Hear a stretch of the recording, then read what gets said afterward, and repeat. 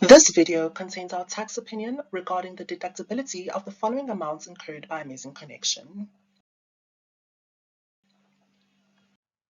Good afternoon. My name is Tismia Good, and I will be discussing the deductibility of the expenditure incurred for the purchase of solar panels, balance system, and inspection costs. These costs have been incurred in establishing an income earning structure, which is the solar panels. Therefore, in terms of the new state's area case, a Section 11A deduction will not be applicable. According to the 8th Schedule of the Income Tax Act, the expenditure incurred for the purchase of the solar panels as well as the balance system are costs incurred in the acquisition of the asset and therefore will form part of the base cost of the asset. The inspection costs will also form part of the base cost of the asset. Section 12B of the Income Tax Act provides a capital expenditure deduction for renewable assets. In the past, a deduction of 50% was allowed in the first year that the asset was brought into use, 30% in the second year after it was brought into use, and 20% in the final year after it was brought into use. However, since the 1st March of 2023, a tax incentive has been provided to businesses to incentivize them to invest in renewable assets. Therefore, a 125% capital expenditure deduction is allowed in the first year that these assets are brought into use. This is applicable from 1st March 2023 to 28th February 2025. Since the solar panels will be delivered on the 1st of September 2023, a 125% capital expenditure deduction will be allowed on the base cost of the solar panels. Good day, my name is Sakili Mzila and I'll be discussing the deductibility of the maintenance and insurance costs from the taxable income of Amazing Connection, starting with the maintenance costs. Section 11A of the Income Tax Act allows for certain expenditures and losses to be deducted from the taxable income given that they meet a certain criteria. I will discuss this criteria and how the maintenance costs satisfy this criteria. The first part of the criteria is the person who incurred the costs must be carrying on a trade.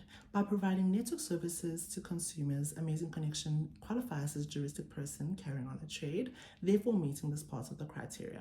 The second part of the criteria is that these expenditures must have been incurred in the production of income.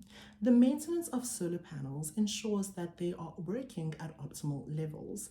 This is crucial to the production of Amazing Connection's income since these solar panels are a key part of ensuring stable connectivity to their consumers. The third part of the criteria is that these costs should not be of a capital nature, and the maintenance costs are not of a capital nature since they do not effect improvements to the solar panels, rather just maintain them. The fourth part of the criteria is that these costs must have actually been incurred. This means that the maintenance costs will only become deductible once they've actually been paid for.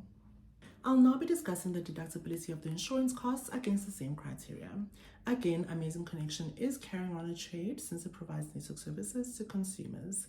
Secondly, taking out this insurance is closely linked to the production of Amazing Connection's income since it protects the operations of Amazing Connection against the theft and malfunctioning of the solar panels, which are crucial to ensuring stable connectivity to their consumers. Thirdly, the costs are not of a capital nature since they do not effect improvements on the solar panels. Lastly, the insurance costs will only be deductible once they've actually been paid. Good day, my name is Paco Mohoresi and I'll be taking you through the deductibility of amounts that affect Amazing Connection's profit. Firstly, the fuel cost. These costs will be deductible as they will be incurred in the production of income. Although they might not be used for the generators anymore, they can be incurred for other business errands that will generate profits for the company. Secondly, the credit losses. These will qualify for a Section 11I deduction provided that they become bad during the year, they were included in income, and the debt is due to the company.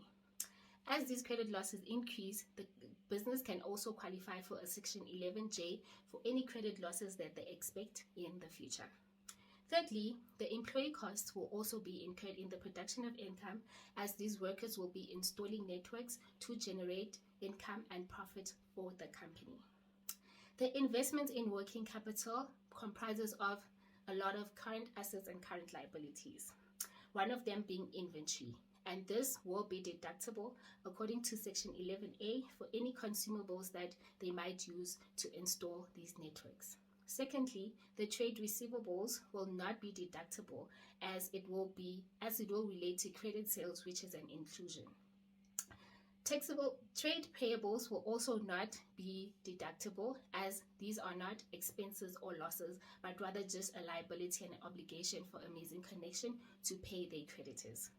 Lastly, the revenue and cancellation fees are an inclusion and not a deduction, and the depreciation will also not be taken into account as the Income Tax Act only allows for wear and tear.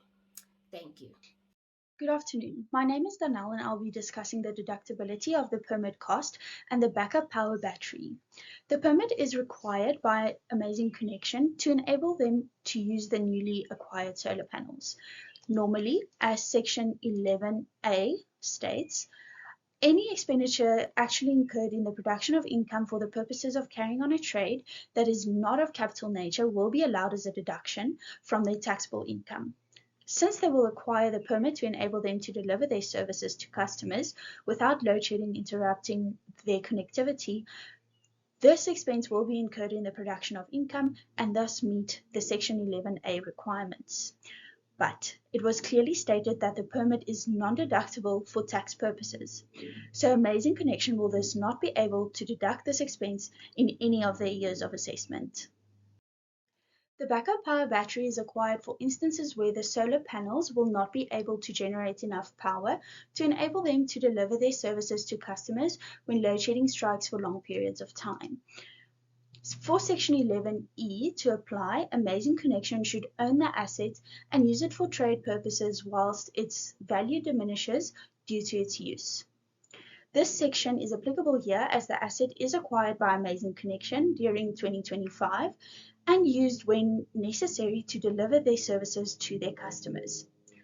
SARS allows a 5-year write-off period for the battery, but it should be apportioned in relation to the amount of months it is used during the year. Since they acquired the asset on 1 September 2025, they can apportion the deduction in the 2025 year of assessment to 4 months and the 2023 year of assessment to 8 months. The deductions would thus be as follows. In 2025, 430,000 Rand. From 2026 to 2029, 1,290,000 Rand. And in 2023, 967,500 Rand.